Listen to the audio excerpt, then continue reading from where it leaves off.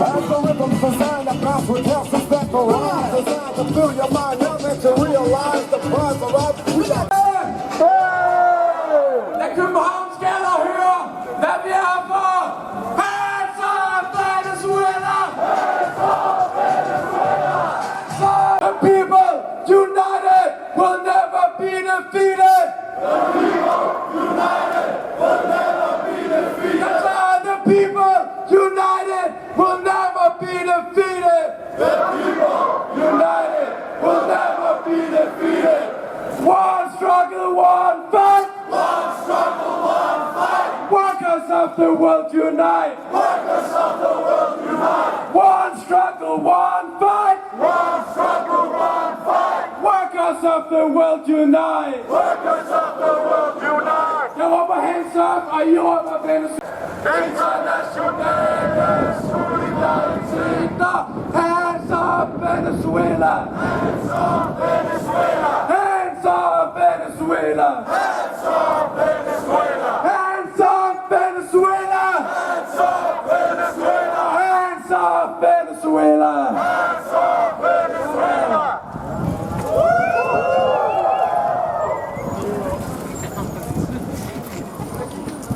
Kan jeg tale til den aller sidste død og internationale kobler fra kyst til kyst. Gå til kan jeg tale til den aller sidste død og internationale kobler fra kyst til kyst.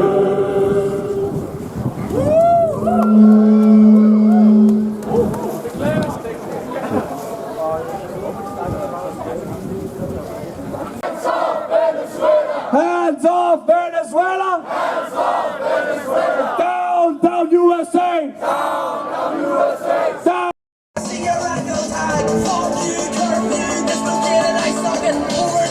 Næste dag siger armen, det kunne vi aldrig nogensinde finde på, mens de forhandler med NATO om kontrol over Grønland, udenom grønlændernes ønske igen. Men heller ikke kun der ser vi USA's imperialistiske aggressioner. Ikke så langt fra Venezuela ligger Cuba, som ligesom Venezuela har været udsat for en lang række angreb, terrorangreb, invasionsforsøg og en langvarig blokade i et forsøg på at knægte den lokale regering. I den anledning skal jeg give ordet videre til vores næste taler, Svend Erik Simonsen fra Dansk Cubansk Forening. Tak. Jeg vil gerne bede dem, der har det kubanske flag og det venezuelanske flag, om at komme herop foran.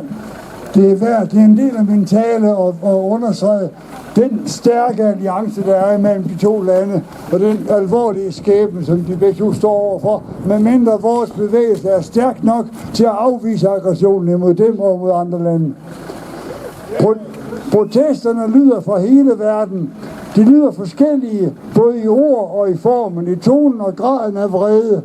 Fra Mexikos præsident Claudia Sheinbaum kommer ordene roligt, kort og kraftfuldt. Hun siger, når en stormagt, den stærkeste, bruger denne magt til at fjerne en præsident, så er det en handling, vi ikke kan acceptere, og som vi aldrig vil godkende. Det mener også højrefløjen her i landet. Det handler om et folks suverænitet, Venezuelas suverænitet. Sådan lød det fra Mexikos præsident kort efter, at USA's kidnapning af Venezuelas præsident den 3. 4. januar.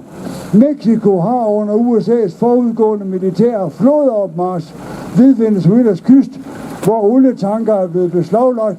Der har Mexico sendt 2 tankskibe til Cuba for at kompensere delvis for den venezuelanske olie, som er blevet stjålet af USA. Det er et modigt standpunkt som naboland til USA.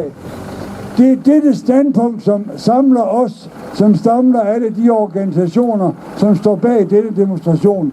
Vi protesterer mod den skandaløse brud på international ret og på FN-pagten. Og vi kræver, at den danske regering, at den stopper sit hykleri, og ligesom Mexico protesterer og handler imod USA's kriminelle optræden, både i forhold til Grønland og Venezuela. Ligesom grønlænderne står fast på deres ret til selvbestemmelse, så kæmper venezuelanerne.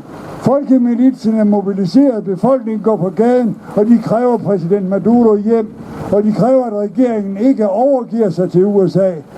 Det gør den fungerende præsident Delcy Rodriguez heller ikke. Men landet er i en uhyre vanskelig situation, og lige nu er der kun én ting, der er sikkert. Jo stærkere solidariteten med Venezuela er, og jo mere pres vi lægger på USA, desto større chance får Venezuela for at undgå krig og at bevare selvbestemmelsen. Mange påpeger, at i dag hedder det Venezuela, i morgen hedder det Cuba. Vi er også på gaden for at protestere mod mod Trumps trusler mod Cuba.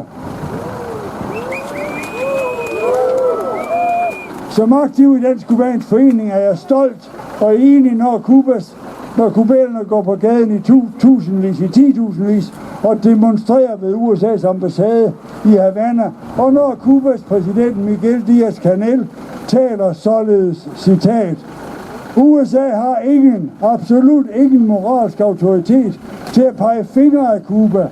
De, som gør alt til en forretning, selv menneskeliv. De, der i dag hysterisk skælder og smælder mod vores nation og gør det af raseri over vores folks suverænitet og suveræne beslutning om selv at vælge vores politiske model. De, der bebrejder vores revolution for de alvorlige økonomiske mangler, vi lider under, burde skamme sig og tie, for de ved, at disse mangler er resultatet af de ekstreme kvælningsforanstaltninger, som USA har opretholdt i 66 år, og som nu truer med at blive endnu værre. Cuba er en fri og uafhængig og suveræn nation. Ingen skal diktere os, hvad vi skal gøre. Cuba angriber ingen. Cuba er blevet angrebet af USA i 66 år, men det truer ingen. Cuba forbereder sig og gør klar til at forsvare fædrelandet til sidste blodstråbe.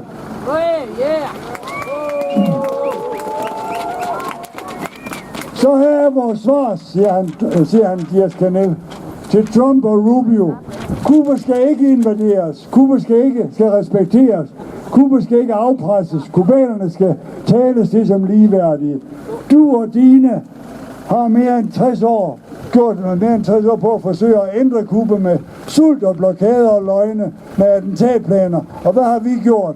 Vi har opfundet det, som manglede, når der ikke var noget. Vi har skabt det, som vi behøvede, da alt blev nægtet. Vi har modstået og de troede, at vi ville kollapse. Vi forblev Cuba på trods. Så jeres projekt for Cuba er en historisk fiasko. Det er en tabernes projekt. Det led nederlag i Svinebugten i 61. Det har ikke været i stand til at knække os med den længste blokade i historien. Det er et taberprojekt, hvis had ikke formår at slukke vores kærlighed til det, vi er og det, vi vil.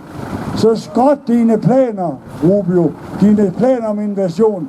Læg dit undergravende arbejde på hylden. Opgiv din frelserretorik. Vort folk har ikke brug for dig. For denne ø, dette land, som de bedste af os er døde for, har en ejer, og det er det kubanske folk.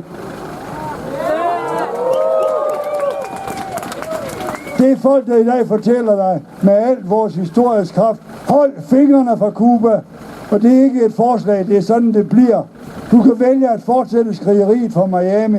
Vi vil fortsætte her med at bygge, forsvare, leve og i vores frie fædreland. Cuba er og vil være for kubanere, og kubanerne skal man ikke lave nummer med. Fædrelandet eller døden, vi vil sejre.